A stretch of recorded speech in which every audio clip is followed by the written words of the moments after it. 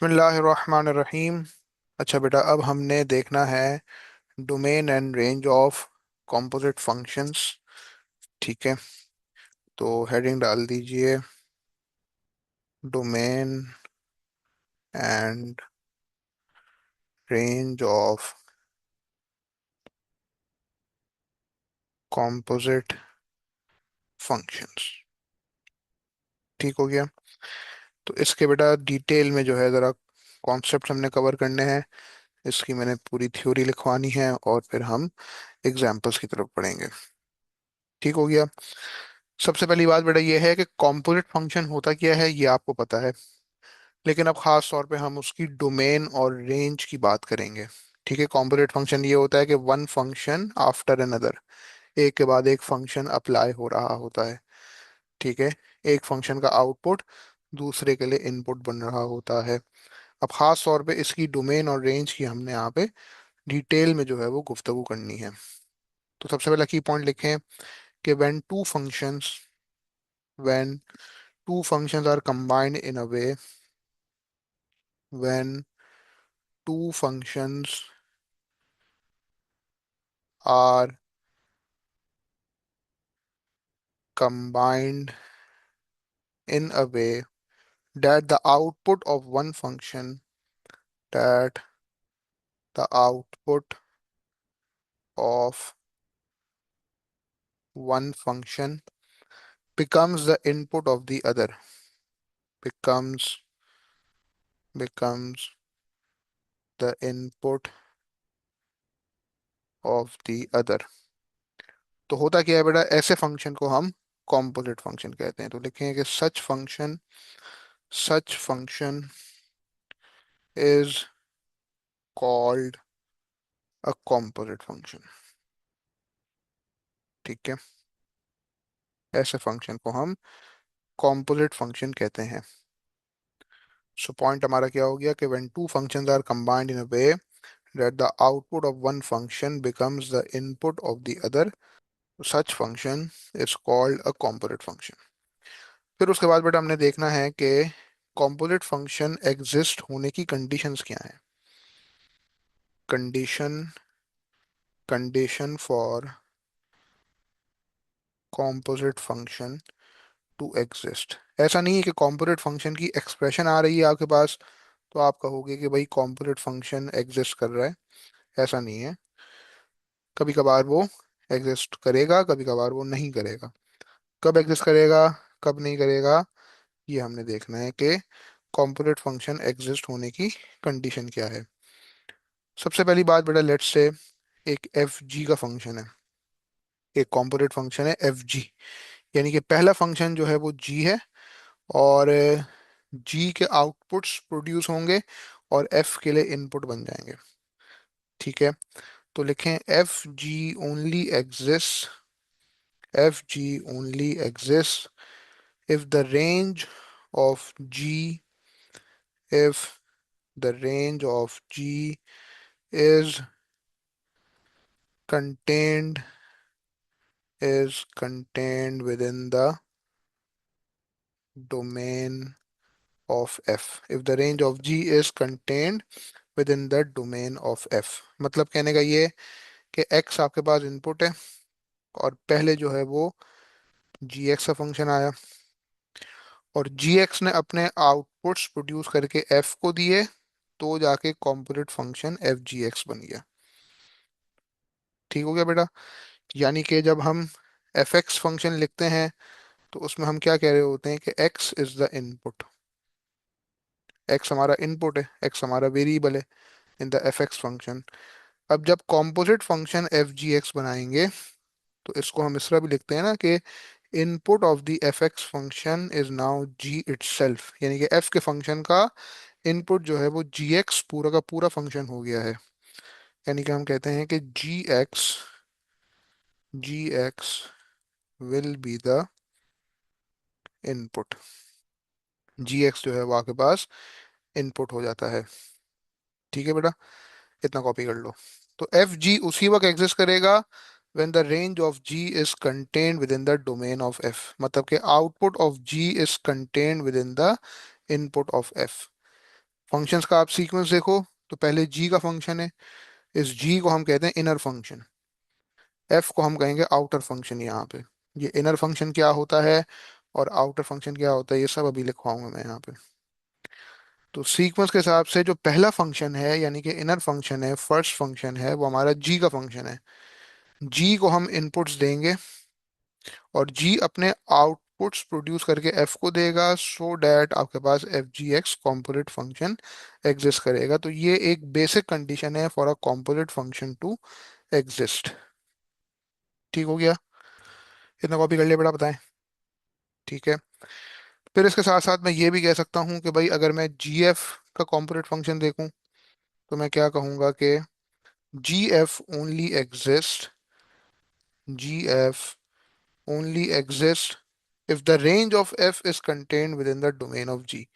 gf only exists if the range if the range of f is contained within the domain is contained within the domain of g।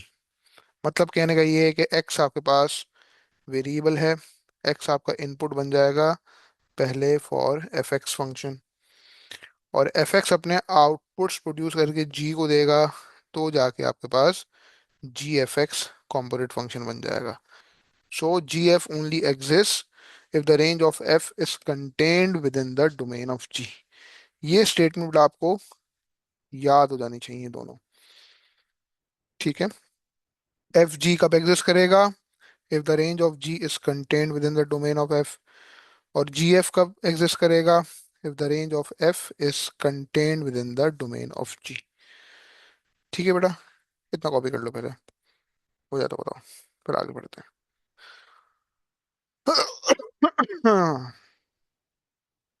तो कहने का मकसद ये है कि जब भी आपके पास कोई कॉम्पोजिट फंक्शन की एक्सप्रेशन आ रही है तो इसका मतलब ये नहीं है कि वो कॉम्पोजिट फंक्शन जो है वो पॉसिबल है हर बार, और कॉम्पोजिट फंक्शन एग्जिस्ट भी कर रहा होगा।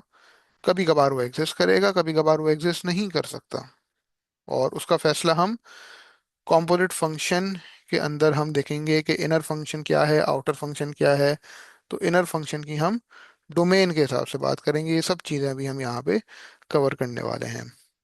आई होप इतना कॉपी कर लिया बेटा, नहीं किया तो बता दें। ठीक है। उसके बाद नेक्स्ट पेज पर आ जाएं। ठीक है। अब फॉर एग्जांपल बेटा मैं एफ जी एक्स के फंक्शन की बात करता हूँ, तो इससे रिलेटेड मैं ज़रा कुछ की पॉइंट्स लिखवा दूँ। F G x component function बेटा किस तरह है कि सबसे पहला फंक्शन जो है वो जी का है, और जी अपने आउटपुट्स प्रोड्यूस करके एफ को देगा, तो जाके आपके पास F G x component function बन जाएगा। तो इसकी ज़रा कुछ पॉइंट्स लिखवा दूं मैं। एफ जी एक्स के जब कॉम्पोनेंट फंक्शन को आप देख रहे हो तो सबसे पहली बात बेटा, g x is the inner function. G x को हम कहेंगे कि ये जो जी एक्स है ना, ये आपके पास हो जाएगा इनर फंक्शन, यानी कि सीक्वेंस के हिसाब से पहला फंक्शन है, इसको हम कह देंगे this is the first function. ठीक है। और एफ की जब हम बात करेंगे, यानी कि एफ एक्स फंक्शन की बात करेंगे, तो F x is basically the outer function. F is basically the outer function, और ये सीक्वेंस के हिसाब से बेटा दूसरा फंक्शन है, इसको हम कहेंगे this is the second function. इसको हम कहेंगे this is the second function. तो हुआ क्या कि जब कॉम्पोनेंट फंक्शन एफ जी बना है तो सबसे पहले क्या चीज हुई है? सबसे पहले ये हुआ है कि इनपुट एक्स इज गिवन, लेकिन साथ साथ input x is given to inner function. ठीक है ना? जो इनर फंक्शन आपके पास यहाँ पे जी का है, तो आप ये कह लो input x is given to inner function g x. ठीक है। और फिर उसके बाद ये कि outputs of g x, outputs of g x are used, outputs of gx are used as inputs as inputs for fx। और फिर उसके बाद क्या होता है फाइनली कि f x produces the final outputs. ये एक सिंपल सा सीक्वेंस आपको जो है वो इंग्लिश में डिस्क्राइब करना आना चाहिए। ठीक हो गया। उसके बाद जरा कुछ और इंपॉर्टेंट पॉइंट्स लिखवा दूं और फिर आगे बढ़ते हैं। इतना कॉपी कर लें। उसके बाद बेटा फिर ये लिखें कि एक component function F G x अगर है तो लिखो for f g to exist. F g को अगर एग्जिस्ट करना है तो सबसे पहली बात तो बेटा ये है कि जो इनर फंक्शन है, जो कि अंदरूनी फंक्शन, जो कि सीक्वेंस के हिसाब से सबसे पहला फंक्शन है, फर्स्ट फंक्शन, यानी कि जी का फंक्शन, सबसे पहले इनपुट्स जो हैं वो उसके अकॉर्डिंगली होने चाहिए। ठीक है। सबसे पहले इनपुट्स आपके इनर फंक्शन के अकॉर्डिंगली होने चाहिए ताकि इनर फंक्शन जो है वो अपने आउटपुट्स प्रोड्यूस करके आउटर फंक्शन को देगा और फाइनली आउटर फंक्शन जो है वो फाइनल आउटपुट्स प्रोड्यूस करेगा। ठीक हो गया। तो लिखें for f g to exist, x जो कि आपके पास इनपुट है, एक्स जिसको हम इनपुट कह रहे हैं, must satisfy the domain of g x. Must satisfy must satisfy the domain of g input x, x जिसको हम इनपुट कह रहे हैं, must satisfy must satisfy the domain of g x. ठीक हो गया। और फिर ये लिखें कि आउटपुट्स ऑफ जी एक्स यानी कि inner function, outputs of g x क्या है बेटा, यहाँ पे हमारे पास इनर फंक्शन है। अभी मैं सिर्फ एफ जी की बात कर रहा हूँ। ठीक है। तो ये पॉइंट्स मैं आपको पूरे एफ जी पे लिखवा के बता रहा हूँ, जो कि जी एफ पे फिर लिखने की नीड नहीं है, सिंपल सी बात है। एक पर्टिकुलर सीक्वेंस में आपको बात समझ में आ जाएगी तो हर कॉम्पोनेंट फंक्शन के लिए समझ में आ जाएगी।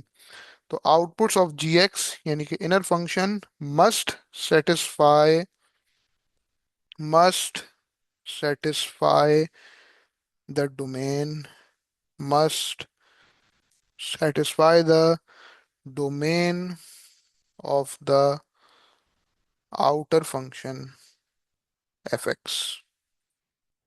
क्योंकि इनर फंक्शन क्या करेगा बेटा, अपने आउटपुट्स प्रोड्यूस करके fx को देगा और जो इनर फंक्शन के जो आउटपुट्स हैं यानी कि इनर फंक्शन जो कि gx है, it must satisfy the domain of the outer function, यानी कि outputs of g will become the inputs for f। ठीक है ना। तो एफ एक्स की जो डोमेन है उसको भी सेटिस्फाई करना चाहिए। इतना कॉपी कर लिया बेटा, बताएं। ठीक है। फिर जरा कुछ और पॉइंट्स लिखें। कुछ और पॉइंट्स ये लिखें। एक पॉइंट ये लिखें कि some pairs of functions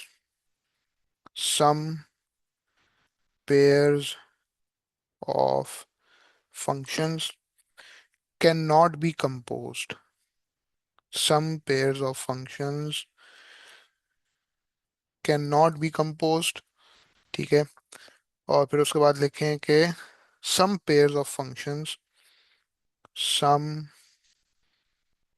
pairs of functions can be composed only can be composed only for certain values of x। बड़ी इंपॉर्टेंट बात है ये। ठीक है। कुछ पेयर्स ऑफ फंक्शंस कंपोज हो नहीं सकते और कुछ अगर कंपोज हो सकते हैं तो सिर्फ सर्टेन वैल्यूज ऑफ एक्स के लिए हो सकते हैं। यानी कि कुछ वैल्यूज ऑफ एक्स के लिए ऐसा हो सकता है कि पेयर्स कंपोज नहीं हो सकते। तो पॉइंट क्या बना पूरा कि some pairs of functions can not be composed and some pairs of functions can be composed only for certain values of x। फिर उसके बाद बेटा ये लिखें, नेक्स्ट पॉइंट लिखें कि the domain of a composed function, compose function का मतलब कॉम्पोनेंट फंक्शन। ठीक है ना। The domain of a composed function, ठीक है, the domain of a composed function is either the same is either the same as the domain of the inner function, is either the same as the domain of the inner function or else lies inside it, or else or else lies inside it। ठीक है। Conceptually तौर पे क्या होता है कि domain of a compose function is either the same as the domain of the inner function और else lies inside it. But आप लोगों ने सिंपली करना क्या है कि कॉम्पोजिट फंक्शन की डोमेन जब बतानी ना बेटा, तो वो सिंपली आपके इनर फंक्शन की डोमेन हो जाएगी। अभी एग्जांपल्स पे आऊंगा तो बातें क्लियर हो जाएंगी। कॉन्सेप्चुअली तौर पे ये होता है कि the domain of a compose function is either the same as the domain of the inner function or else lies inside it। लेकिन आप लोगों के लेवल पे सिर्फ ये है कि जो domain of the inner function होगी वही आपकी domain of the composite function बन जाएगी। और फिर उसके बाद एक पॉइंट और ये लिखें कि the range of a compose function, एक पॉइंट और ये लिखें कि the range of a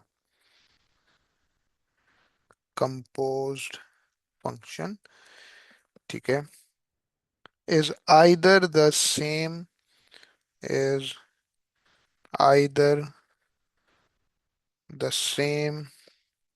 as the range of the outer function, is either the same as the range of the outer function or else lies inside it, or else lies inside it। ठीक है बेटा, ये दो pages ये पूरा यहाँ तक copy कर लीजिए। ठीक है, ये मैंने आपको उसका जितनी थ्योरी लिखवानी थी वो मैंने लिखवा दी है। एक एक करके मैं सारी चीजें एक्सप्लेन करूंगा अभी, बेसिक से लेकर एडवांस क्वेश्चन तक हम आएंगे। तो पॉइंट क्या बना आखिरी कि the range of a compose function is either the same as the range of the outer function और एल्स लाइज इनसाइड इट। ठीक है। तो कॉम्पोनेंट फंक्शन की रेंज निकालने के लिए हम आउटर फंक्शन की रेंज को देख लेंगे। अभी जो है वो क्वेश्चन हम प्रैक्टिस करेंगे। आई होप बेटा इतना कॉपी कर लिया है, नहीं किया तो बताएं। ठीक है। अब सबसे पहले तो बेटा एक काम ये करता हूं मैं, before starting any example, before actually starting any of the examples, सबसे पहले मैं आपको एक इसकी एक रियल लाइफ एग्जाम्पल के जरिए बात समझाता हूँ। एक बड़ी प्रैक्टिकल एग्जाम्पल के जरिए जरा इस बात को समझते हैं कि कॉम्पोजिट फंक्शंस जो हैं वो किस तरह बिहेव करते हैं, किस तरह एक्ट करते हैं। तो पहले हम देखते हैं एक रियल लाइफ एग्जाम्पल। ठीक है बेटा, वो कुछ इस तरीके से बन सकती है कि भाई let's say A levels complete होने के बाद या फिर ए लेवल्स कंप्लीट होने से पहले आप फर्दर स्टडीज के लिए जो है वो अप्लाई कर रहे हो। लेट्स से एक ऐसा सिनेरियो रख लेते हैं कि आप ए लेवल्स कंप्लीट करने के बाद अपनी फर्दर स्टडीज के लिए अप्लाई कर रहे हैं, यानी कि एक सिनेरियो बना लेते हैं यूनिवर्सिटी एडमिशन। ठीक है भाई, एडमिशन्स आपके होंगे इंशाल्लाह, सबको इस स्टेज से गो थ्रू करना है। ठीक है, तो ये बात है। तो लेट्स से बेटा एडमिशन के प्रोसीजर में ये हुआ कि सबसे पहले आपका लेंगे एंट्री टेस्ट,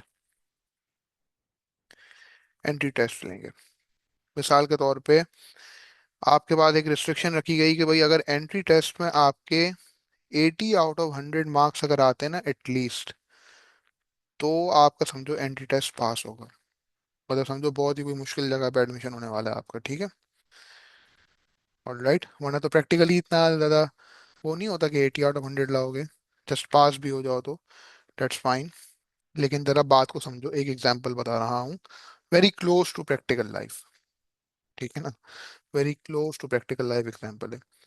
तो लेट्स से भाई एंट्री टेस्ट में जो है वो 80 आउट ऑफ 100 आपके आएंगे ना, तो जाके आपका इंटरव्यू होगा।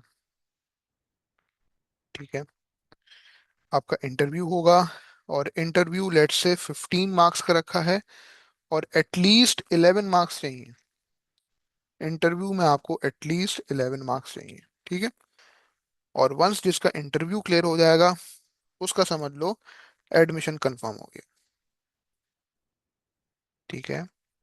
उसका जो है वो एडमिशन कंफर्म हो गया। बहुत ही कोई हाई फाई किस्म की यूनिवर्सिटी है, 80 आउट ऑफ 100 मांग रही है कि भाई आप 80 आउट ऑफ 100 लेकर आएंगे तो आपका इंटरव्यू लेंगे। इंटरव्यू में आप क्लियर करेंगे, 15 में से 11 मार्क्स लेकर आएंगे, तो जाके आपका एडमिशन कंफर्म होगा। अब यूं समझो बेटा, मिसाल के तौर पे एक बच्चा जो कि एंट्री टेस्ट में 80 मार्क्स लेके नहीं आ सका, वो इंटरव्यू में बैठ ही नहीं सकेगा। उसको हम बोल देंगे अल्लाह हाफिज बेटा, आप कहीं और अप्लाई कर दें, पास में कर दें, नर्स में कर दें, बहुत सी जगहों पे आप कर सकते हैं। एक बहुत ही कोई रफ सी एग्जांपल के जरिए बात समझा रहा हूँ। वो बोलेंगे भाई हमारे यहाँ तो आप नहीं आ सकते, एंट्री टेस्ट में आपके 80 मार्क्स नहीं आए, हमें एटलीस्ट 80 चाहिए। तो जो बच्चा बेचारा एंट्री टेस्ट में 80 मार्क्स लेके नहीं आया, वो इंटरव्यू में बैठ नहीं सकेगा, उसको एडमिशन तो मिलना दूर की बात। एडमिशन किस तरह कंफर्म होगा बेचारे का? हाँ, जिस बच्चे का एंट्री टेस्ट में एटलीस्ट 80 आ गए, इंटरव्यू में भी 11 मार्क्स आ गए, उसका एडमिशन कंफर्म होगा। लेकिन मिसाल के तौर पे एक बच्चा ऐसा है जो कि एंट्री टेस्ट में 80 से ऊपर लेकर आ गया, यानी कि एंट्री टेस्ट की रिक्वायरमेंट पूरी कर दी, इंटरव्यू में बेचारा वो फेल हो गया, और इंटरव्यू में वो 11 मार्क्स लेके नहीं आ सका, तो उसका भी एडमिशन कंफर्म नहीं होगा। उसको हम बोलेंगे बेटा आप भी जाओ, ऑटम में आना, स्प्रिंग में आना, अगले साल आना, 6 महीने का ब्रेक लो, जो भी हो। हम देख लेते हैं कि भाई हमारी अभी एडमिशन सीट्स कितनी है, वो जितनी फिल हो जाती हैं, फिर उसके हिसाब से हम आपको बता देंगे, आपका इंटरव्यू फिर से ले लेंगे, या फिर आपका एंट्री टेस्ट हम फिर से ले लेंगे। ठीक है ना, जो भी लाइक उसका, उनका जो है क्या नाम है, सर्टेन पॉलिसीज होंगी, उसके हिसाब से वो बात करेंगे। अभी ऑटम चल रहा है तो स्प्रिंग में आ जाना, अभी अगर स्प्रिंग चल रहा है तो ऑटम में आ जाना, 6 महीने का ब्रेक लो, इंटर्नशिप करनी इंटर्नशिप लो, 6 महीने का गैप लो, जो करना है करो बेटा, या फिर कहीं और अप्लाई कर लो। लेकिन आप, लेकिन अगर आपको हमारे पास ही पढ़ना है, तो आपको भाई ये सर्टेन रिक्वायरमेंट्स पूरी करनी पड़ेंगी। ठीक है भाई, एक उसूली बात है। और उससे पहले अगर एंट्री टेस्ट से पहले भी कुछ रिक्वायरमेंट्स होती हैं कि भाई ए लेवल में आपके 3 सी एटलीस्ट होने चाहिए, या 2 बीज होने चाहिए, या एक ए स्टार एक बी होना चाहिए, एक ए स्टार एक बी होना चाहिए। ठीक है ना, मतलब like very close to practical life example है। आप अगर फॉर एग्जांपल एयरक्राफ्ट इंजीनियरिंग में जाते हैं ना बेटा, तो वहां पे फिर कुछ सर्टेन रिक्वायरमेंट्स मैंने सुना है ऐसी भी होती हैं कि भाई ए स्टार अगर मैथ्स में होगा तो ही एडमिशन होगा, वरना नहीं होगा। इस तरह की भी चीज़ें होती हैं। ठीक है ना, तो फील्ड के अकॉर्डिंगली ये चीज़ें वेरी कर सकती हैं कि आप किस फील्ड में आगे फर्दर स्टडी करने जा रहे हैं। तो एट से अगर एंट्री टेस्ट से पहले भी कोई रिस्ट्रिक्शन होती कि ए लेवल्स में आपके कम से कम 3 सीज हों, या 3 बीज हों, या 2 बीज 1 सी हों, तो जाके आपका एडमिशन हो सकता है, वरना नहीं हो सकता। या फिर आपका जो है एडमिशन हमारे यहाँ ही हो जाएगा, लेकिन जो प्रोग्राम आप चाह रहे हैं उसमें नहीं हो सकेगा। बहुत सारी चीजें होती है ना, एक रफ सी एग्जांपल के जरिए बात समझाई जा रही है।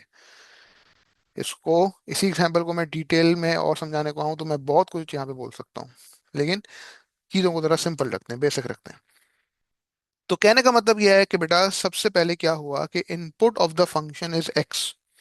एक्स आपके पास एक इनपुट है, वेरिएबल है, यानी कि सबसे पहले क्या हुआ, सीक्वेंस के हिसाब से जी का फंक्शन आया मिसाल के तौर पे, और जी एक्स ने अपने आउटपुट्स प्रोड्यूस करके एफ को दिए, तो जाके आपका एफ जी एक्स फंक्शन बन गया। तो ये जो कॉम्पोजिट फंक्शन है एफ जी एक्स, इसको अगर हम इंग्लिश में पढ़ें तो हम इस तरह भी पढ़ सकते हैं कि f of g of x, f of g of x भी कह सकते हैं, या फिर एफ ऑफ जी एक्स भी कह सकते हैं। इसको इंग्लिश में पूरा डिस्क्राइब करने का एक तरीका है f of g of x.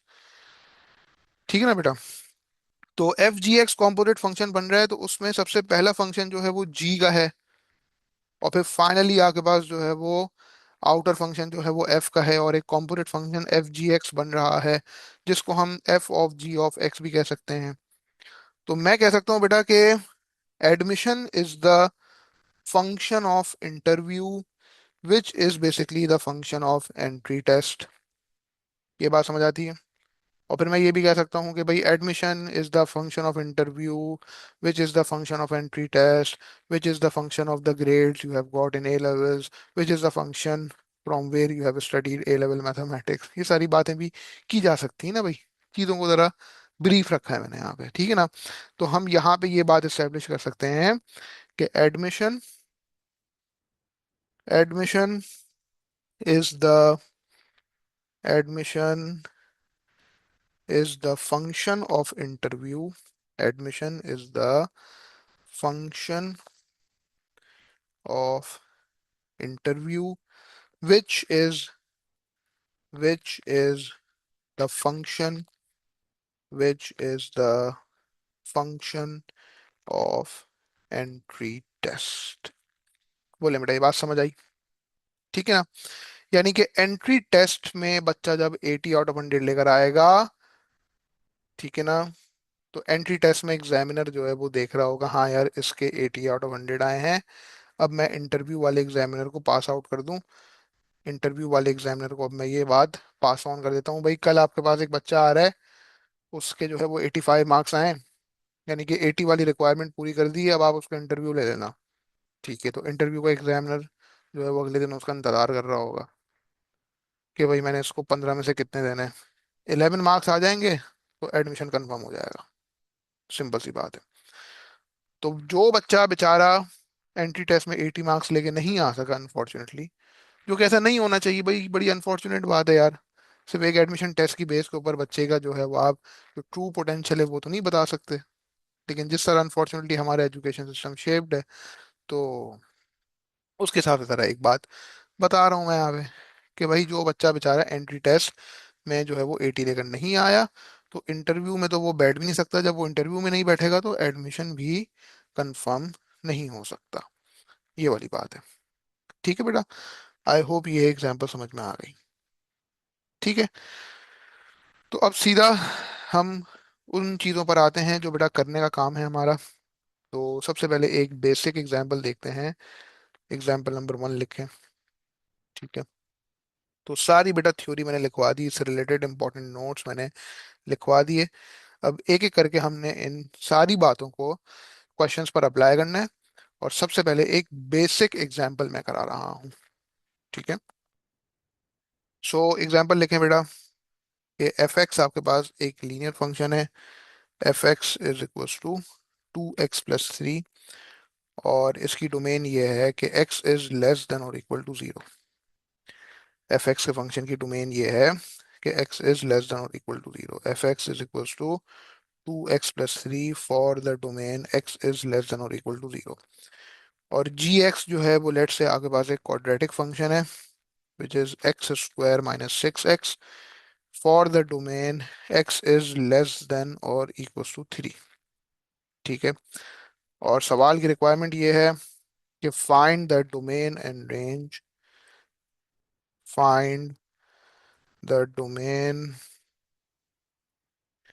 find the domain and range of the composite function gf, find the domain and range of the composite function gf। ठीक है बेटा, तो इस बेसिक एग्जांपल को हम जरा यहाँ पे पहले अटेम्प्ट करते हैं। सबसे पहली बात बेटा, कॉम्पोजिट फंक्शन कौन सा चाहिए? जी एफ एक्स, यानी कि जी ऑफ एफ एक्स, या फिर कह लो g of f of x. Simple अल्फाजों में जी एफ एक्स कह लो। इसमें जो आपके पास इनर फंक्शन है, यानी कि फर्स्ट फंक्शन, वो एफ का है, यानी कि अंदरूनी फंक्शन इनर फंक्शन एफ का है। सबसे पहली बात हम कहेंगे बेटा कि inner function is F x. अब आपका करने का काम बेटा ये है कि जो आपका इनर फंक्शन होगा, जो आपके इनर फंक्शन की डोमेन होगी, वही आपके कॉम्पोजिट फंक्शन की डोमेन बन जाएगी। इनर फंक्शन जो एफ एक्स का है उसकी डोमेन ये है कि एक्स इज लेस देन और इक्वल टू 0। देयरफॉर आप सिंपली ये बात मेंशन कर देंगे कि the domain of the composite function gfx is that x is less than or equal to 0। Simple सी बात, बच्चों वाली चीज आपने करनी है। जो आपका इनर फंक्शन होगा उसकी जो डोमेन होगी, वही आपके कॉम्पोजिट फंक्शन की डोमेन बन जाएगी। मिसाल के तौर पे इनर फंक्शन पे डोमेन की कोई रिस्ट्रिक्शन नहीं है अगर, तो फिर आपके कॉम्पोजिट फंक्शन की डोमेन पर भी कोई रिस्ट्रिक्शन नहीं होगी। सबसे पहला काम तो ये हो गया कि domain of the composite function आ गई। अब यहाँ पे असल चीज है range of the composite function निकालना। अब range of the composite function बेटा निकालने के दो तरीके हैं। एक तो ये है कि आउटर फंक्शन की रेंज आप निकाल लो, आउटर फंक्शन की रेंज आप निकाल लो, वही चीज आपके कॉम्पोजिट फंक्शन की रेंज बन जाएगी। ठीक है, मैंने क्या लिखवाया था कॉन्सेप्चुअली तौर पे, मैंने बात लिखवाई थी कि भाई the range of a compose function is either the same as the range of the outer function और एल्स लाइज इनसाइड इट। लेकिन आप ये करने का काम ये है कि आप सिंपली आउटर फंक्शन की रेंज निकाल लें, आउटर फंक्शन की रेंज निकाल लें, और वही चीज आपके कॉम्पोजिट फंक्शन की रेंज हो जाएगी। लेकिन आउटर फंक्शन की रेंज निकालने का एक स्पेसिफिक तरीका है भाई, हर चीज के हिसाब से जो कुछ मैंने ऊपर लिखवाया है उसको आपने अप्लाई करते रहना है। एक तो तरीका ये हो गया। ठीक है, in order to find the range of the composite function you just simply find the range of the outer function। दूसरा तरीका ये है कि भाई composite function का आप एक्सप्रेशन निकाल लो और composite function का आप स्केच बना दो। सिंस बेटा आपको ये बात पता है कि in order to find the range of any function always helpful to sketch the graph। तो composite function gfx का अगर आप ग्राफ स्केच कर दें तो आपके पास composite function g f x की रेंज आ जाएगी। तो दोनों तरीके से हम यहाँ पे range of composite function g f x निकालेंगे। इतनी बात बेटा समझ आ गई। पहले ये बताओ कि the domain of the inner function is basically the domain of the composite function. ठीक है ना, तो एक बात यहाँ पे लिख लो कि domain domain of the composite domain of the composite function is basically domain of inner function, domain of inner function. ठीक हो गया। अच्छा, अब सबसे पहली बात बेटा ये है कि इनर फंक्शन एफ एक्स का है, और एफ एक्स का मैं एक काम करता हूँ, पहले मैं एफ एक्स की रेंज निकाल लेता हूँ। क्योंकि एफ एक्स के जो आउटपुट्स हैं बेटा वो क्या होंगे, वो जी के लिए इनपुट बन जाएंगे जाके। तो सबसे पहले हम एक काम करते हैं कि एफ एक्स का ग्राफ स्केच कर लेते हैं। एफ एक्स का हम यहाँ पे एक ग्राफ स्केच कर लेते हैं जो कि इनर फंक्शन है। हम इनर फंक्शन की पहले रेंज तो निकाल लें। एफ एक्स का ग्राफ क्या है बेटा, 2x+3, यानी कि लीनियर ग्राफ है। यानी कि एक ऐसी अपवर्ड स्लोपिंग लाइन होगी जिसका ग्रेडियंट 2 होगा and the y intercept will be 3, और डोमेन इसकी ये है कि x इज लेस देन और इक्वल टू 0। अगर एफ एक्स फंक्शन पे बेटा कोई किसी किस्म की रिस्ट्रिक्शन ना होती तो अपवर्ड स्लोपिंग ग्राफ आपका कुछ इस तरह बन जाता कि भाई ग्रेडियंट 2 हो जाता and the y intercept would be 3। लेकिन डोमेन की रिस्ट्रिक्शन ये है बेटा कि x इज लेस देन और इक्वल टू 0। तो x की जगह जब 0 रखेंगे तो output of the F X function will be 3। X की जगह जब 0 रखेंगे तो output of the function will be 3, यानी कि एक अपवर्ड स्लोपिंग लाइन बन रही है, और यहाँ पे आउटपुट जो है बेटा वो 3 के बराबर होगा। सो ये मैंने ग्राफ स्केच कर लिया for the function y is equal to f x for the domain x is less than और इक्वल टू 0। तो अब बेटा एफ एक्स से ग्राफ को देख के क्या अंदाजा हो रहा है कि एफ एक्स की रेंज क्या है, कि f x is less than और इक्वल टू 3। इस बात से बेटा एग्री करते हैं, this is the range of the function f x. अब होगा क्या कि बेटा ये जो रेंज ऑफ एफ एक्स है this will become the input for g. ठीक है, मतलब हम क्या कहेंगे कि आउटपुट ऑफ एफ, हम कहेंगे कि output of f will become, output of f will become input for g. हम कहेंगे कि output of f will become input for जी।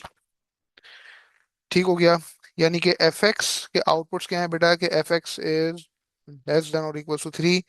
अब जी के लिए इनपुट्स क्या बन जाएंगे कि एक्स इज लेस देन और इक्वल टू 3। और वैसे भी बेटा जी के फंक्शन के इनपुट्स यही हैं। अभी मैंने बेसिक्स एग्जांपल रखी है यहाँ पे, ठीक है ना। तो कहने का मकसद ये है कि इनपुट वैसे भी जी एक्स का वही है, और जो एफ एक्स का आउटपुट है अब वो जी के लिए इनपुट बन जाएगा, एफ एक्स का आउटपुट जो है वो 3 या उससे कम है, तो जी का इनपुट भी आपके पास 3 या उससे कम बन जाएगा। अब हम यहाँ पे जी एक्स का ग्राफ स्केच कर लेते हैं जरा। ठीक है, जी एक्स का ग्राफ हम यहाँ पे स्केच कर लेते हैं। अब एक बात बेटा, आप इस बात पे गौर करो कि अगर जी एक्स ग्राफ पे कोई किसी किस्म की रिस्ट्रिक्शन ना होती, जी एक्स का फंक्शन क्या है बेटा, x square minus six x का, यानी कि एक क्वाड्रेटिक फंक्शन है, यानी कि taking x common multiply by x minus six, यानी कि एक रूट हो जाएगा x is equal to zero और एक हो जाएगा सिक्स। अगर जी पर बेटा किसी किस्म की रिस्ट्रिक्शन ना होती तो एक मिनिमम टर्निंग पॉइंट वाला क्वाड्रेटिक ग्राफ बन जाता। ठीक है, जो कि x is equal to zero और x is equal to six से पास करता हुआ जाता। इस बात से बेटा एग्री करते हैं, बताएं जल्दी से। यहाँ पर एक रूट हो जाता है x is equal to zero और यहाँ पे हो जाता है x is equal to six. लेकिन रिस्ट्रिक्शन ये है कि बेटा एक्स इज लेस देन और इक्वल टू थ्री। और सिंस आपको पता है बेटा किसी भी क्वाड्रेटिक फंक्शन में जब दो रूट्स आ जाते हैं तो उनकी average value is the x coordinate of the turning point of the quadratic graph. तो x coordinate of the turning point will be x is equal to three. अब जी पर बेटा डोमेन की रिस्ट्रिक्शन क्या है कि एक्स इज लेस देन और equal to three. So x is equal to three के मुकाबले में मुझे ये देखना पड़ेगा कि भाई जी के आउटपुट्स क्या आ रहे हैं। तो मैं सिर्फ यहाँ पे इतना ग्राफ बरकरार रखूंगा, विच is for the domain x is less than और इक्वल टू थ्री, और उसके अलावा मैंने सब कुछ इरेज कर दिया। तो मैं ये देखूंगा बेटा कि जी के फंक्शन के अंदर जब इनपुट मैं थ्री रखूंगा तो आउटपुट किसके बराबर आएगा, three square minus six times three के बराबर आएगा, यानी कि माइनस नाइन के बराबर आ जाएगा। बोले बेटा ये बात समझ आ रही है? ठीक है, आउटपुट यहाँ पे माइनस नाइन के बराबर आ जाएगा। ठीक हो गया, तो ये बेटा मैंने जी एक्स ग्राफ बना दिया, यानी कि y is equal to g x graph बना दिया for the domain x is less than और इक्वल टू थ्री। इस ग्राफ को बेटा देख के क्या अंदाजा हो रहा है, इस ग्राफ को बेटा देख के क्या अंदाजा हो रहा है कि जो जी एक्स की रेंज है बेटा वो क्या है कि g x is greater than और equal to minus nine, because वो लीस्ट स्टैंडिंग पॉइंट वाला क्वाड्रेटिक ग्राफ बना हुआ है ना। ठीक है ना, तो this is basically the range of the outer function. ये जो हमने range of the outer function निकाल ली है, यही चीज बन जाएगी range of the composite function g f x. Therefore हम कहेंगे कि जी एफ एक्स की रेंज क्या हो गई कि g f x is greater than और इक्वल टू माइनस नाइन। ये आपका आंसर हो गया। बोलें बेटा ये बात समझ आ रही है? ये हमने आउटर फंक्शन की रेंज निकाली, जो कि कॉम्पोजिट फंक्शन की आपके पास जो है वो रेंज बन गई है। यहाँ तक बेटा सबको समझ आ रहा है? बताइए, क्लियर हो रहा है? सिंपल सी बात है। Any issue with this? ठीक हो गया भाई, इतना कॉपी कर लें, हो जाए तो बताएं। उसके बाद बेटा एक ऑल्टरनेटिव तरीका भी हमारे पास है। ऑल्टरनेटिव तरीका क्या है ये भी देख लेते हैं। In order to find the range of the composite function, alternatively हम क्या कर सकते हैं, ऑल्टरनेटिवली हम ये कर सकते हैं, we can use the graph, यानी कि बाय यूजिंग द ग्राफ को, by using the graph of composite function, by using the graph of composite function. ठीक हो गया। और ये क्यों कर रहे हैं, ये हम इसलिए कर रहे हैं to find the range of g of f x, to find, to find the range of g f x. ठीक हो गया भाई, to find the range of g f x. ये हमारे पास समझो एक ऑल्टरनेटिव तरीका हम यहाँ पे कर रहे हैं। तो इसके लिए हम क्या करेंगे बेटा, पहले जो जी एफ एक्स का फंक्शन है वो निकाल लेंगे। तो एफ एक्स का फंक्शन बेटा हमारे पास क्या है, एफ एक्स का हमारे पास लीनियर फंक्शन है टू एक्स प्लस थ्री। ठीक है। और जी एक्स का फंक्शन हमारे पास है x² - 6x। ठीक हो गया। जी एक्स का फंक्शन हमारे पास है x² - 6x। तो पहले मैं composite function g f x की एक्सप्रेशन बना लेता हूँ। तो जी एक्स क्या है बेटा, हमारे पास जी एक्स हमारे पास है x² - 6x। इसमें इनपुट जो है वो x के बराबर है, इनपुट जो है वो इसमें x है।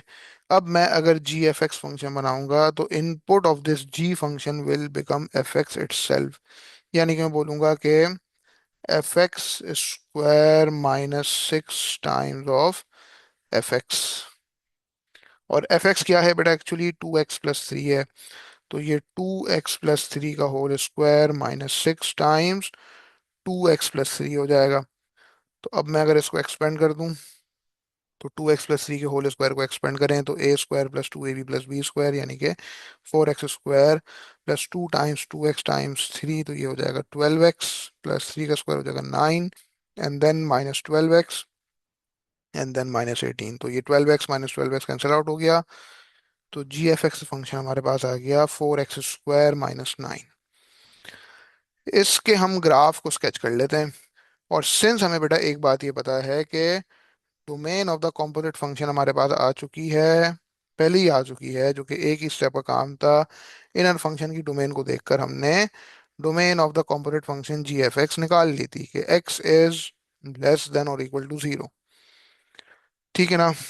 तो जी एफ एक्स के ग्राफ को अगर हम यहाँ पे स्केच करें, ठीक है, एक तो ये कि अगर विदाउट एनी रिस्ट्रिक्शन ग्राफ होता बेटा, तो 4x² - 9 के ग्राफ का मतलब क्या है कि x² का कोफिशिएंट पॉजिटिव है, लिहाजा लीस्ट स्टैंडिंग पॉइंट वाला क्वाड्रेटिक ग्राफ होगा। और x की जगह जब 0 रखेंगे तो y की वैल्यू -9 के बराबर होगी। यानी कि अगर कोई किसी किस्म की रिस्ट्रिक्शन ना होती जी एफ एक्स के फंक्शन के ऊपर, तो ग्राफ आपका कंप्लीटली कुछ इस तरह बन रहा होता। लेकिन रिस्ट्रिक्शन तो है। रिस्ट्रिक्शन ये है कि भाई domain of the composite function हमारे पास आ चुकी है, that is x is less than और इक्वल टू 0। ठीक है ना। तो x इज लेस देन और इक्वल टू 0, सिर्फ इतनी डोमेन के लिए मैं इस ग्राफ को बेटा बरकरार रखूंगा, बाकी मैं सब कुछ इरेज कर दूंगा। x की जगह जब 0 रखेंगे तो आपको दिख रहा है कि आउटपुट विल बी -9। ठीक हो गया। तो ये हमने जी एफ एक्स का ग्राफ जो है वो स्केच कर लिया है for the domain x is less than और इक्वल टू 0। तो बेटा हमारी आंखें क्या बता रही हैं कि जी एफ एक्स की रेंज क्या हो गई, कि g f x is greater than और इक्वल टू -9। ये हमारा आंसर हो गया। ये जो है ऑल्टरनेटिव तरीके से हमने ये कर लिया। इतना कॉपी कर लिया बेटा, बताएं। ये हमारी हो गई एग्जाम्पल नंबर 1। ये हमने एक बेसिक सी एग्जाम्पल की है, और आई बिलीव इस बेसिक एग्जाम्पल के जरिए बहुत कुछ क्लियर हो गया होगा। कोई स्टेप बेटा अगर रिपीट करना है तो काइंडली बता दो, उसके बाद फिर और एग्जाम्पल्स की तरफ हम बढ़ते हैं। इतना कॉपी कर लें, हो जाए तो बताएं। उसके बाद बेटा फिर एग्जाम्पल नंबर 2 देख लेते हैं। एग्जाम्पल नंबर 2 ज़रा मुख्तलिफ तरह की एग्जाम्पल है। ठीक है। एग्जाम्पल नंबर 2 कुछ इस तरीके से है कि for the following functions, for the following functions state a reason why, state a reason why GF composition does not exist. State a reason why GF composition does not exist। ठीक है, यानी कि GF composite फंक्शन क्यों exist नहीं करता। F x का function आपके पास है 3 + x, यानी कि f x is a linear function 3 + x for the domain x is greater than और इक्वल्स टू 1। एफ एक्स आपके पास एक लीनियर फंक्शन है, f x is equals to 3 + x for the domain x is greater than और equals to 1। ठीक हो गया। और जी एक्स आपके पास एक क्वाड्रेटिक फंक्शन है which is x square -5 for the domain x is less than 3। ठीक है, एफ एक्स आपके पास एक लीनियर फंक्शन है 3 + x for the domain x is greater than और इक्वल्स टू 1। और जी एक्स आपके पास एक क्वाड्रेटिक फंक्शन है which is x² - 5 for the domain that x is less than 3। तो अब बेटा सिलसिला कुछ ऐसा है कि कॉम्पोजिट फंक्शन कौन सा है, जी ऑफ एफ एक्स, यानी कि जी एफ एक्स यानी कि जी ऑफ एफ ऑफ एक्स। तो इसमें आपके पास इनर फंक्शन यानी कि फर्स्ट फंक्शन एफ एक्स का है। तो एफ एक्स के आउटपुट्स जो हैं वो क्या बनने चाहिए, वो जी के लिए इनपुट्स बनने चाहिए। तो सबसे पहले हम देखते हैं कि एफ एक्स के आउटपुट्स क्या हैं, और जी एक्स के इनपुट्स हमारे पास हैं एक्स इज बिलो 3। तो हम देखते हैं क्या ये कंडीशन मीट हो रही कि नहीं हो रही। क्या एफ एक्स के आउटपुट जो हैं वो जी के लिए इनपुट्स बनने की एबिलिटी रखते हैं कि नहीं रखते। मतलब ये है कि एफ एक्स के आउटपुट्स क्या इस बात की अहलियत रखते हैं कि वो जी के इनपुट्स बन सकें, ये हमने देखना है। तो एफ एक्स का ग्राफ मैं यहाँ पे स्केच कर देता हूँ। यानी कि एफ एक्स हमारे पास इनर फंक्शन है which is the linear function f x is equal to 3 + x, यानी कि एक अपवर्ड स्लोपिंग लाइन जिसका ग्रेडियंट 1 के बराबर होगा और वाई इंटरसेप्ट 3 के बराबर होगा। लेकिन सिर्फ इतनी डोमेन के लिए बनाना है कि x इज ग्रेटर देन और इक्वल्स टू 1। ठीक है, अगर डोमेन की कोई रिस्ट्रिक्शन ना होती तो एक अपवर्ड स्लोपिंग लाइन आपके पास बन रही होती, ठीक है, जिसका ग्रेडियंट 1 के बराबर होता और y इंटरसेप्ट जो है वो 3 के बराबर होता। लेकिन अब डोमेन की रिस्ट्रिक्शन है कि x इज ग्रेटर देन और इक्वल्स टू 1। तो मुझे ये देखना पड़ेगा कि x इज इक्वल्स टू 1 के मुकाबले में output of the F X function क्या है। तो एफ एक्स के फंक्शन के अंदर इनपुट 1 रख दीजिए, तो 3 + 1 जो है वो 4 के बराबर हो जाएगा। ठीक हो गया। तो x की वैल्यू जब 1 है बेटा यहाँ पे, तो output of this function is 4। इसका मतलब हमारे पास एफ एक्स का ग्राफ सिर्फ इतना बनेगा which is x is greater than और इक्वल्स टू 1, उसके अलावा नहीं बनेगा। ठीक है, ये हमने एफ एक्स का ग्राफ स्केच कर दिया, यानी कि we have sketched the graph of y is equals to fx for the domain x is greater than or equals to 1। ठीक हो गया बेटा। तो इस ग्राफ को देके क्या आइडिया हो रहा है कि रेंज ऑफ एफ एक्स क्या है, f x is greater than और equals to 4। This is the range of f x. ठीक हो गया। तो एफ एक्स का फंक्शन बोलता है भाई कि मेरे आउटपुट जो हैं वो 4 या उससे बड़े हैं, जबकि जी का फंक्शन बोलता है भाई हम जो इनपुट्स लेंगे ना वो 3 से कम होने चाहिए। मतलब दोनों फंक्शंस की आपस में अंडरस्टैंडिंग नहीं बनी ना, अंडरस्टैंडिंग नहीं बैठी, बात नहीं बनी दोनों के बीच में। एफ एक्स बोलता है भाई मेरे आउटपुट्स होंगे 4 या इससे ज्यादा, जी कह रहा है कि भाई मेरे इनपुट्स होने चाहिए 3 से कम। अब मिसाल के तौर पे एफ एक्स का एक आउटपुट है 8। अब क्या 8 की वैल्यू बेटा जी के लिए इनपुट बन सकती है, नहीं बन सकती ना। जी बोलता है भाई हम तो वही इनपुट लेंगे जो कि 3 से कम है। तो कैसे अंडरस्टैंडिंग बनेगी। इसीलिए कॉम्पोजिशन यहाँ पे जीएफ कॉम्पोजिशन एग्जिस्ट नहीं करती। मतलब समझो ये वही वाली बात हो गई कि जो एक एंट्री टेस्ट चेक करने वाला एग्जामिनर है वो बोलता है कि यार मेरा एक रिश्तेदार है, एक स्टूडेंट है मेरा रिश्तेदार है, ठीक है, मतलब यूं समझो मेरा भांजा है, मेरा भांजा है, ठीक है ना, उसके एंट्री टेस्ट में जो है ना 80 मार्क्स नहीं आए, 75 आए हैं। तो वो क्या करता है, इंटरव्यू वाले एग्जामिनर को बोलता है यार इसको जरा देख लो ना यार, गुंजाइश निकाल लो, इसका इंटरव्यू ले लो। इंटरव्यू वाला एग्जामिनर बोले नहीं भाई, मार्क्स जो है वो 80 आने चाहिए तो ही इंटरव्यू होगा, और इंटरव्यू में जब 15 में से 11 मार्क्स आएंगे तो ही जाके समझो एडमिशन कंफर्म होगा। ठीक है ना, मतलब कोई सिफारिश नहीं चल सकती यहाँ पे। ठीक है ना, इतनी अच्छी यूनिवर्सिटी है माशाल्लाह से वो, स्टैंडर्ड बहुत हाई है ना भाई। ठीक है, ये बात है। और उसूलन होना भी यही चाहिए कि भाई जो है वो इस तरह जो है किसी को एक्स्ट्रा फेवर ना मिले।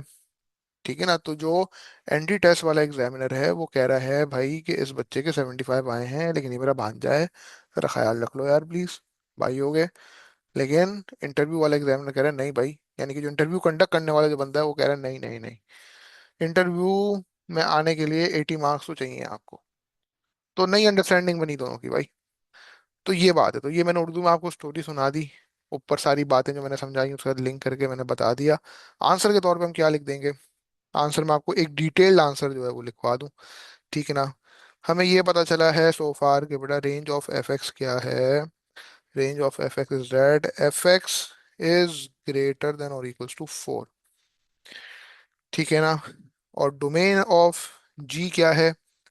And the domain and the domain of g x is that x is below 3,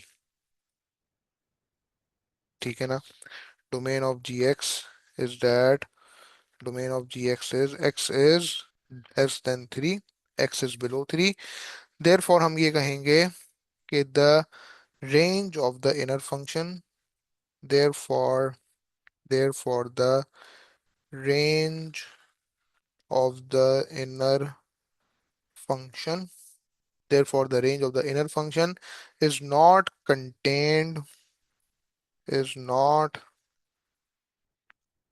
contained within the domain of G, is not contained within the domain of G। और G क्या है? हमारा outer function है, ठीक है। Is not contained within the domain of the outer function, ठीक है ना, क्योंकि आउटर फंक्शन की डोमेन ये है कि एक्स इज बिलो 3। देयरफॉर हम क्या कह देंगे कि g f x does not exist. और भी वेज में आप बात को डिस्क्राइब कर सकते हैं। आप ये भी कह सकते हैं कि भाई कि the range of f is not contained within the domain of g, ये भी कह सकते हैं। इनर और आउटर लिखना कंपलसरी नहीं है, ठीक है ना। ये बात है। आप ये भी कह सकते हैं कि the range of f is outside the domain of g, ये भी कह सकते हैं। एग्जामिनर को आपने बात समझानी है। तो range of the inner function F है। The range of the inner function F is not, ठीक है ना, पूरी बात लिख लो कि the range of the inner function F is not contained within the domain of जी, जो कि जी आपके पास आउटर फंक्शन है। Therefore ji f x does not exist. Inner outer लिखना कंपलसरी नहीं होता है, ठीक है, ये बात है। अगर इनर आउटर लिख रहे हो तो फिर एफ और जी लिखना भी कंपलसरी नहीं होगा। एफ और जी लिख रहे हो तो फिर इनर आउटर लिखना भी कंपलसरी नहीं होगा। मैंने हर वे में बात यहाँ पे समझा दी। बोले बेटा ये बात समझ आ रही है? तो ये भी, तो इस तरह के सवाल भी बेटा करने आने चाहिए जहाँ पे आपको पता हो कि कब एक कॉम्पोजिट फंक्शन एग्जिस्ट कर रहा है और कब वो नहीं कर रहा। इतना कॉपी कर लिया बेटा, बताएं, फिर मैं आगे बढ़ूँ। उसके बाद बेटा एग्जाम्पल नंबर 3 देख लेते हैं।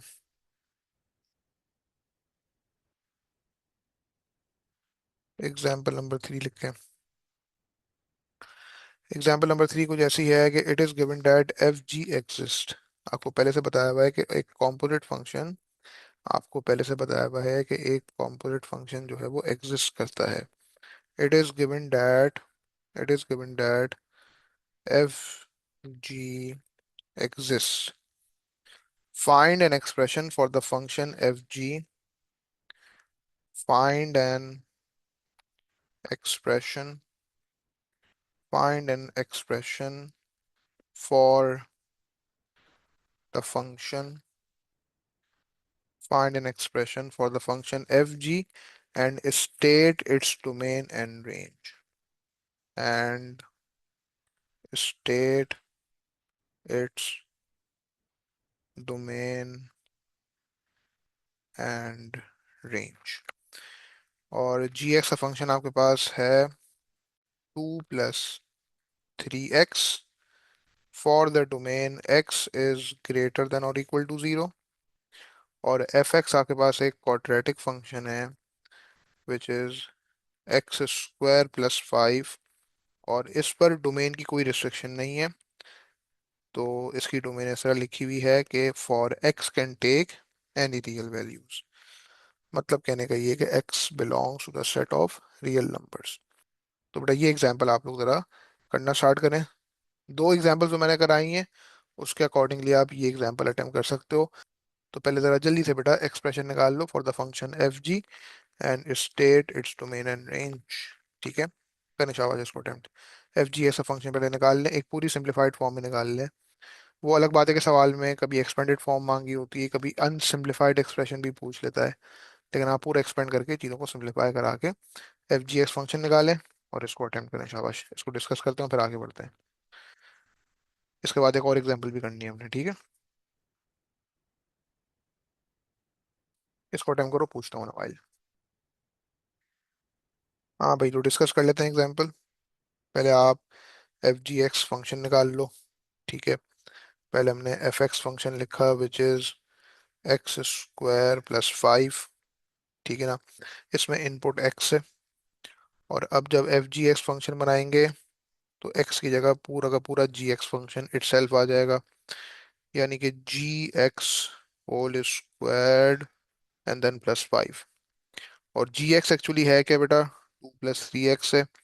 सो 2 + 3x whole squared and then +5, यानी कि एफ जी एक्स फंक्शन क्या हो जाएगा, इसको मैं एक्सपेंड करा दूं तो 2 का स्क्वायर 4 प्लस 2 टाइम्स 3x यानी कि 12x हो जाएगा, प्लस 3x का होल स्क्वायर हो जाएगा एंड देन +5। ठीक है, तो एफ जी एक्स जो है बेटा वो हमारे पास क्या हो गया, 9x² प्लस 12x और फिर 4 + 5 हो गया 9। ये हमारे पास जो है वो समझो एफ जी एक्स फंक्शन आ गया। और साथ ही साथ फिर हमने डोमेन और रेंज भी बतानी है। तो domain of the component function is the domain of the inner function. ठीक है ना, तो अगर मुझे domain of F G x निकालनी है, if I want to find the domain of F G x, तो domain of F G x is basically the domain of the inner function g, यानी कि इनर फंक्शन जो हमारा जी है उसकी domain हम बता देंगे। और सवाल में हमें जी की डोमेन बताई भी है कि x इज ग्रेटर देन और इक्वल टू 0। सो देयरफॉर हम कह देंगे कि domain of F G x is that x is greater than और इक्वल टू 0। ये तो सिंपल सा काम हो गया। ठीक हो गया भाई। अब हमने क्या करना है, साथ ही साथ range of the function F G x निकालनी है। इतना पेज कॉपी कर लिया बेटा सबने, बताया जरा जल्दी से, हरी अप, क्विक रिस्पॉन्स, जल्दी जल्दी जल्दी जल्दी बेटा रिस्पॉन्स करें। यहाँ तो कॉपी हो गया। ठीक है, तो एक तो तरीका बेटा ये है कि आउटर फंक्शन की रेंज निकाल लो, यानी कि एफ की रेंज निकाल लो। जो एफ की रेंज आएगी वही आपके पास range of the composite function F G x हो जाएगी। ठीक है ना, लेकिन आउटर फंक्शन की रेंज निकालने के लिए क्या चाहिए होगा भाई, कंडीशन ये मीट होनी चाहिए कि इनर फंक्शन की range will become the domain of the outer function. तो इनर फंक्शन क्या है बेटा, जी है ना। तो सबसे पहले जी के फंक्शन की रेंज निकाल लें। जी का ग्राफ आप स्केच कर लें। जी का ग्राफ आपके पास एक लीनियर फंक्शन है, g x equal to 2 + 3x, यानी कि एक अपवर्ड स्लोपिंग लाइन जिसका ग्रेडियंट 3 के बराबर होगा और वाई इंटरसेप्ट 2 के बराबर होगा। ठीक है ना, तो इसका ग्राफ हम पहले यहाँ पे स्केच कर लेते हैं, यानी कि एक लीनियर फंक्शन की बात होगी यहाँ पे। ठीक है। तो अगर डोमेन की बेटा कोई रिस्ट्रिक्शन ना होती जी के फंक्शन के ऊपर, तो आपके पास ग्राफ कुछ ऐसे बनता कि अपवर्ड स्लोपिंग लाइन का ग्रेडियंट 3 होता और वाई इंटरसेप्ट 2 होता, बिकॉज 2 + 3x है ना।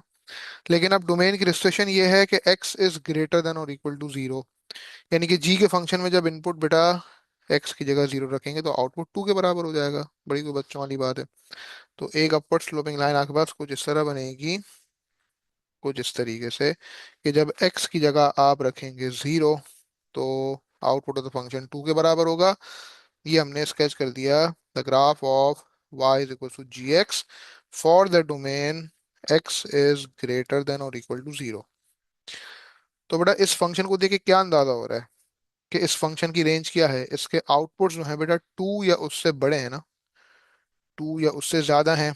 तो जी एक्स की रेंज क्या हो जाएगी कि g x is greater than और इक्वल टू 2, यानी कि this is the range of g x.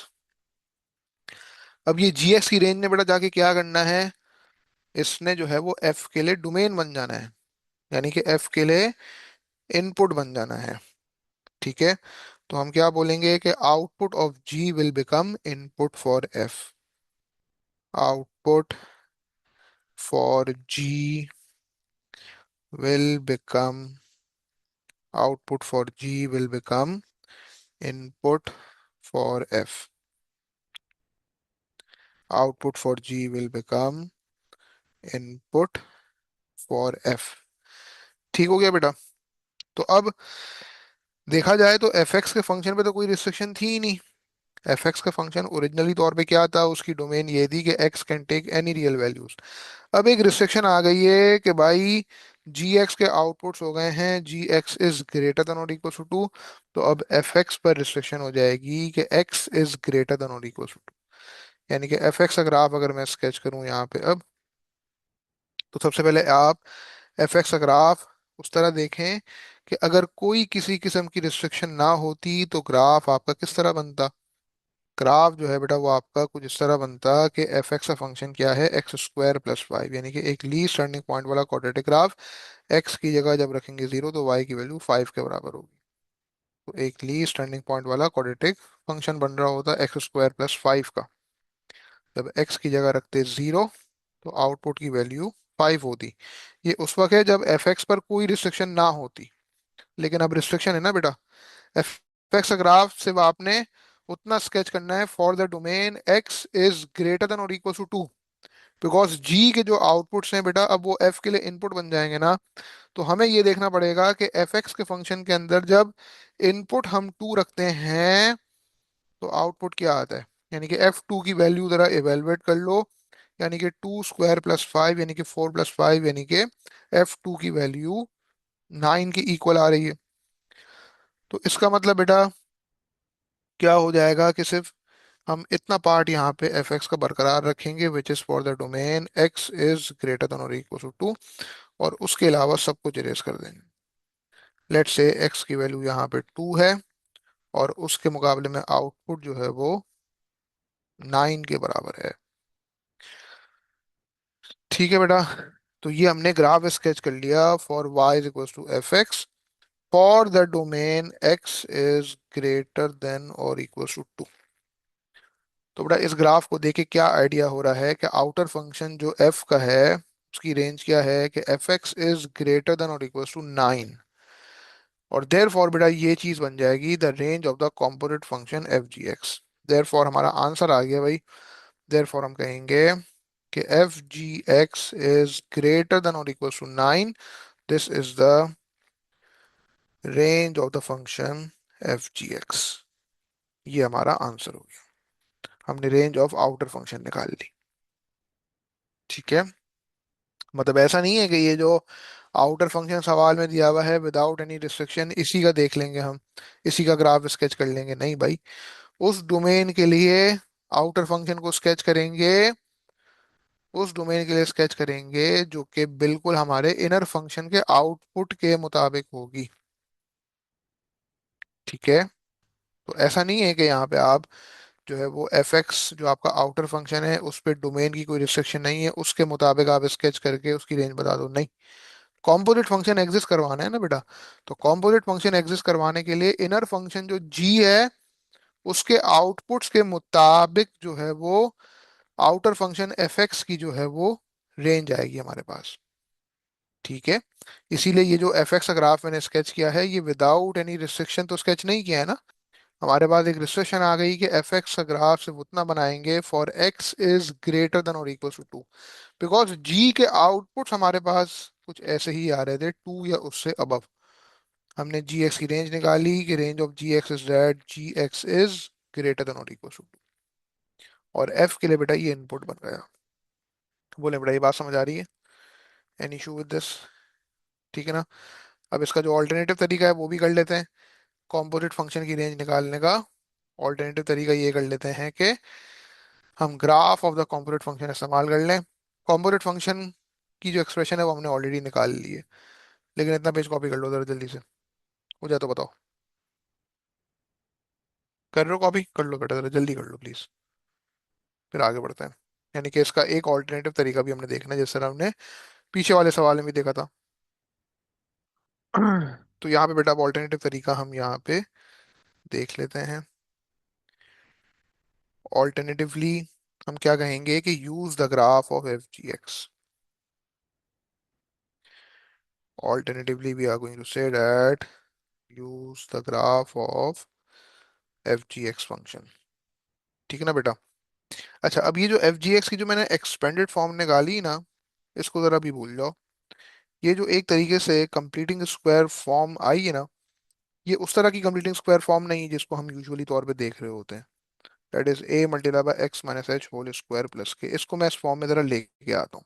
यानी कि सो फार आप बस ये देख लो कि एक unsimplified expression for f ji x क्या है, कि 2 + 3x का होल स्क्वायर एंड देन +5।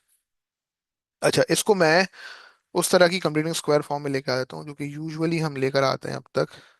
ठीक है ना। वो क्या है, y is equals to a multiply by x minus h का होल स्क्वायर प्लस के। मतलब कि x का कोफिशिएंट यहाँ पे इनसाइड द ब्रैकेट 1 है। वो एक अलग बात है कि अगर आप ये वाली फॉर्म भी यूज करें तो भी इट्स परफेक्टली फाइन। मैं आपको जरा ये वाला स्टेप परफॉर्म करके दिखाता हूँ। बिल्कुल आप उस कंप्लीटिंग स्क्वायर फॉर्म में लेके आओ जो कि आपने अब तक आइडेंटिफाई की भी है। तो 2 + 3x होल स्क्वायर प्लस 5, बेटा इसको मैं इस तरह भी ले सकता हूँ, 3x + 2 का होल स्क्वायर +5। ठीक है ना। अब यहाँ पे x के कोफिशिएंट को अगर मैंने इनसाइड द ब्रैकेट 1 बनाना है, तो 3 जब मैं बाहर लेकर आऊंगा ना, तो अपने साथ ये पावर 2 लेकर आएगा। और x + 2 अपॉन वो चीज़ जो कि बाहर गई है, बाहर क्या गया है, 3 गया है, तो x + 2/3 होल स्क्वायर हो जाएगा। ठीक है, एंड देन +5। ठीक है, यानी कि मैं बोलूंगा कि f ji x is equals to, पहले मैंने 3 का स्क्वायर लिखा, multiplied by x + 2/3 whole square +5। बिल्कुल उस तरह की कंप्लीटिंग स्क्वायर फॉर्म लेकर आ गया जिस तरह अभी तक हमने आइडेंटिफाई की हुई है। इसके मैं एक दो स्टेप्स लिखवा देता हूँ। ठीक है। मिसाल के तौर पे ax + b whole thing raise to the power of n की फॉर्म है। इसको आपने कुछ ऐसे फैक्टराइज करना है कि x का कोफिशिएंट बन जाए 1 इनसाइड द ब्रैकेट, x का कोफिशिएंट a ना रहे, 1 बन जाए। ठीक है ना। तो सबसे पहले आप ये कह सकते हो बेटा कि taking a as common multiplied by x + b/a हो जाएगा।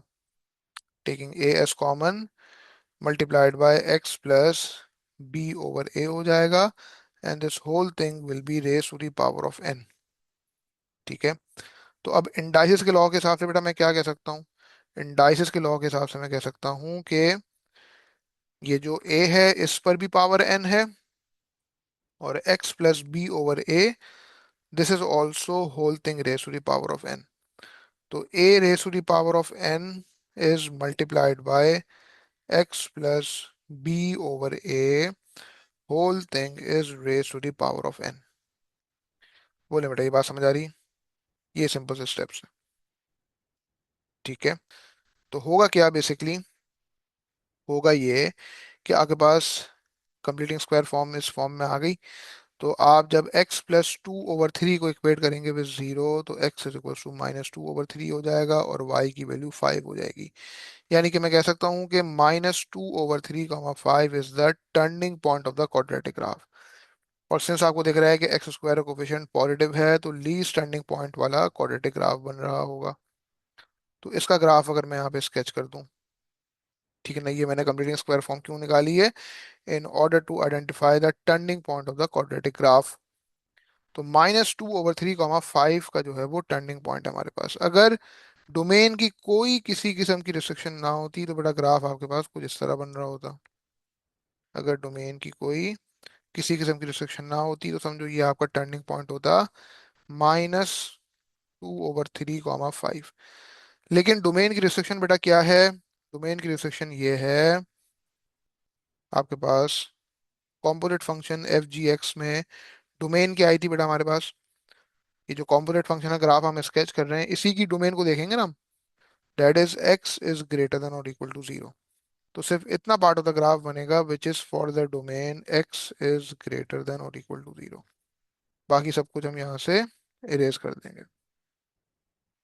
और जब इनपुट ऑफ द फंक्शन बेटा x इज इक्वल टू 0 रखेंगे, तो आप इस एक्सपेंडेड फॉर्म में देख सकते हैं कि आउटपुट क्या आएगा। जब इनपुट आप एक्स की जगह 0 रखेंगे तो आउटपुट 9 के बराबर आएगा। इस बात से एग्री करते हैं बेटा, बताएं। एक्स की जगह जब 0 रखेंगे तो आउटपुट आपका 9 के इक्वल आ रहा है। तो ये हमने बेटा ग्राफ स्केच कर दिया for the function y is equals to f ji x for the domain x is greater than और इक्वल टू 0। तो बेटा इस ग्राफ को देख के क्या आइडिया हो रहा है कि range of F G x क्या हो जाएगी। Range of F G x हो जाएगी कि f ji x is greater than और इक्वल्स टू 9 हो जाएगी। Range of F G x will be that f ji x is greater than और equals to 9। This is the range of F G x, और वही answer आ रहा है जो कि हमारे पास प्रीवियस मेथड से आया था। बोले बेटा ये बात समझ आ रही है? सिंपल है। Any issue with this? बताइए। इतना कॉपी कर लिया? जी बेटा, in order to tell the range of any function always helpful to sketch the graph.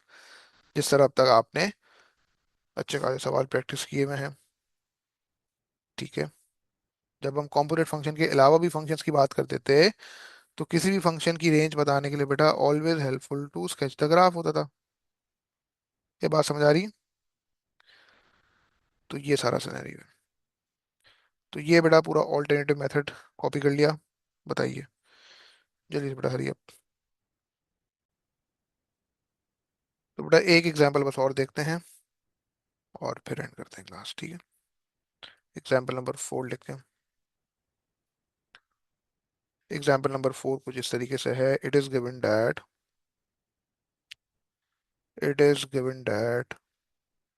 F G exists it is given that fg exists. Find an expression for fg function. find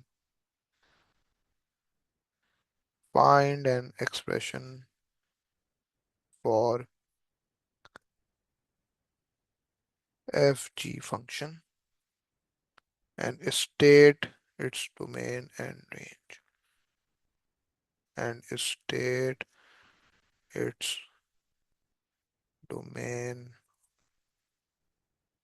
and range, ठीक है। It is given that fg exists. Find an expression for fg function and state its domain and range. तो जी x का function हमारे पास है यहाँ पे। मतलब सवाल अभी कंप्लीट नहीं हुआ है, सवाल पूरा लिखो। एग्जाम्पल क्या है कि जी एक्स आपके पास है x-2 का whole square plus 1 for the domain x is less than 2, ठीक है। और एफ एक्स का फंक्शन आपके पास है एक linear function which is x-5 for the domain x can take any real values, यानी कि एफ एक्स के फंक्शन पे एक अनरिस्ट्रिक्टेड डोमेन है, कोई डोमेन की रिस्ट्रिक्शन नहीं है, ठीक है बेटा। तो क्या करो, एफ जी एक्स फंक्शन निकाल लो। एक्सपेंड करना कोई कंपलसरी नहीं है, एक अनसिम्प्लीफाइड एक्सप्रेशन निकाल लो। कंप्लीटिंग स्क्वायर फॉर्म भी चलेगी, कोई मसला नहीं है। ये सवाल बेटा अटेम्प्ट करके दिखाएं, इसको डिस्कस करते हैं और फिर एंड करते हैं क्लास, ठीक है। करो शाबाश जल्दी से, पूछता हूँ ना भाई। अच्छा भाई, तो एफ जी एक्स फंक्शन हम यहाँ पे पहले निकाल लेते हैं, ठीक है। पहले आपने एफ एक्स का फंक्शन लिखा जो कि एक लीनियर फंक्शन है x-5। एफ जी एक्स का मतलब है कि अब इसमें इनपुट जो है वो जी एक्स का फंक्शन पूरा का पूरा आ जाएगा। तो x की जगह हम पूरा का पूरा जी एक्स लिख देंगे। तो g(x-5) यानी कि x-2 का होल स्क्वायर प्लस 1-5, यानी कि x-2 होल स्क्वायर -4। या के बाद जो है वो एफ जी एक्स का फंक्शन हो गया। समझ लो एक कंप्लीटिंग स्क्वायर फॉर्म हो गई, काफ़ी है ये, ठीक है। एक्सपेंड कराना कोई कंपलसरी नहीं है, अनलेस अगर एक एक्सपेंडेड फॉर्म मांगी हो तो एक अलग बात है। अब domain of F G x क्या हो जाएगी बेटा, the domain of the inner function. यानी कि domain of F G x बताने के लिए हम कह देंगे कि domain of inner function g. Inner function कौन सा है बेटा, जी का है। इस बात से एग्री करते हैं? बताइए। Domain of inner function g. तो इनर फंक्शन की डोमेन ये है कि x is below two, x जो है वो 2 से कम है। Therefore domain of F G x क्या हो जाएगी कि x इज लेस देन 2। ये हमारा आंसर हो गया domain of F G x function. ठीक हो गया। फिर उसके बाद हम range of F G x बताने के लिए range of outer function use कर लेंगे। तो पहले इनर फंक्शन का ग्राफ स्केच करें, उसकी जो रेंज आएगी उसके मुताबिक आउटर फंक्शन की डोमेन आ जाएगी, और फिर आउटर फंक्शन का ग्राफ स्केच करके उसकी रेंज बता देंगे, जो कि range of the composite function हो जाएगी। ठीक हो गया बेटा। तो ये सारी बातें हैं। तो ग्राफ हम यहाँ पे पहले इनर फंक्शन जी का स्केच कर लेते हैं। यानी कि जी एक्स बेटा हमारे पास क्या है, एक क्वाड्रेटिक फंक्शन है। ठीक है, जी एक्स हमारे पास एक क्वाड्रेटिक फंक्शन है। और चूंकि बेटा आपको कंप्लीटिंग स्क्वायर फॉर्म दिख रही है जी एक्स में, x minus two whole square plus one, तो 2, 1 will be the turning point of the quadratic graph. ठीक है ना। यानी कि x माइनस टू को आप इक्वेट करेंगे विद जीरो, तो x is equal to two हो जाएगा, और y की वैल्यू वन हो जाएगी। तो 2, 1 का एक टर्निंग पॉइंट होगा जो कि लीस्ट टर्निंग पॉइंट होगा। अगर g के फंक्शन पे कोई डोमेन की रिस्ट्रिक्शन ना होती, ठीक है ना, तो 2, 1 का टर्निंग पॉइंट होता और एक यू शेप क्वाड्रेटिक ग्राफ बन रहा होता। लेकिन g के फंक्शन पे रिस्ट्रिक्शन ये है कि x इज बिलो टू। अब x इज बिलो टू का मतलब क्या है बेटा, x इज बिलो टू का मतलब ये है कि x is equal to two domain का पार्ट नहीं है। ख्याल रखना कि यहाँ पे एक अनशेडेड सर्कल बना देंगे टू पर। ठीक है, ये इस बात की अलामत है कि x is equal to two domain के अंदर इंक्लूडेड नहीं है। तो हमें ये तो देखना होगा ना बेटा कि जब x की जगह टू रखेंगे तो y की वैल्यू क्या है, हमें पहले ही पता है कि वन के बराबर है। हमने पहले ही देख लिया कि जब x की जगह टू होगा तो y की वैल्यू यानी कि output of the function one के बराबर होगा। तो ये हमने जी एक्स का ग्राफ स्केच कर लिया। We have sketch the graph of y is equal to g x. G x हमारा इनर फंक्शन है। और बिल्कुल बेटा इसकी रेंज क्या है, रेंज ऑफ जी एक्स हमें ग्राफ देख के क्या अंदाजा हो रहा है कि range of g x is that g x is greater than one. चूंकि जी एक्स की डोमेन के अंदर x is equal to two बेटा एक्सक्लूडेड है ना, इंक्लूडेड नहीं है। ठीक है, तो आउटपुट के अंदर वन भी इंक्लूडेड नहीं होगा।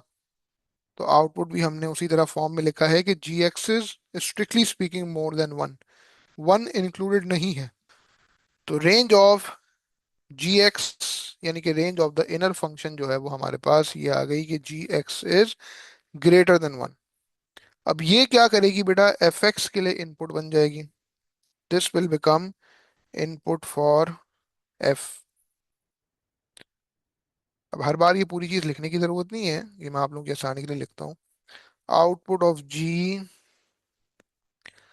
Will become, output of g will become input, input for f. ठीक है ना बेटा। तो अब एफ एक्स का ग्राफ में स्केच कर देता हूँ। ठीक है, एफ एक्स आपके पास एक लीनियर फंक्शन है। एफ एक्स आपके पास एक लीनियर फंक्शन है।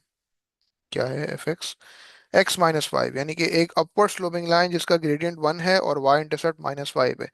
अगर डोमेन की कोई रिस्ट्रिक्शन ना होती एफ एक्स पे, ठीक है ना, तो फिर आपका अनरिस्ट्रिक्टेड डोमेन के साथ एफ एक्स का अपवर्ड स्लोपिंग ग्राफ बन रहा होता।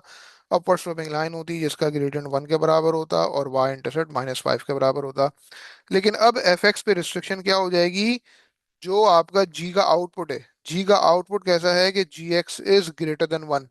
Now this will become the input for f. यानी कि now we are going to sketch the graph of the function y is equal to f x for the domain x is greater than one. तो हमें ये देखना पड़ेगा कि भाई जब इनपुट ऑफ द फंक्शन आप वन रखेंगे तो आउटपुट क्या आ रहा है, तो वन माइनस फाइव यानी कि माइनस फोर आ रहा है। यानी कि x की जगह लिखेंगे वन, तो आउटपुट ऑफ द फंक्शन आपका माइनस फोर के बराबर हो जाएगा। और चूंकि इसकी डोमेन एफ एक्स की क्या है बेटा, strictly speaking x is greater than one, तो एक अनशेडेड सर्कल मैंने यहाँ पे बना दिया।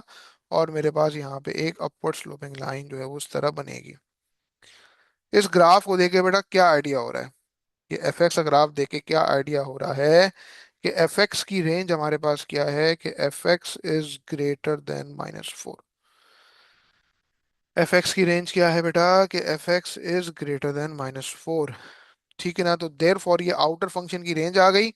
There for the range of the composite function, therefore हम कहेंगे कि range of the composite function F G x is that f ji x is greater than -4। ये हमारा आंसर हो जाएगा। बोले बेटा, ये बात समझ आ रही है? इस एग्जाम्पल में कोई मसला? इतना कॉपी कर लिया। इसका जो ऑल्टरनेटिव तरीका है उसके थ्रू भी कर लेते हैं जरा जल्दी से, फौरन से, क्विकली। एफ जी एक्स का फंक्शन हमारे पास आ गया है, यानी कि ऑल्टरनेटिव तरीका क्या हो जाएगा, by using the graph of the composite function.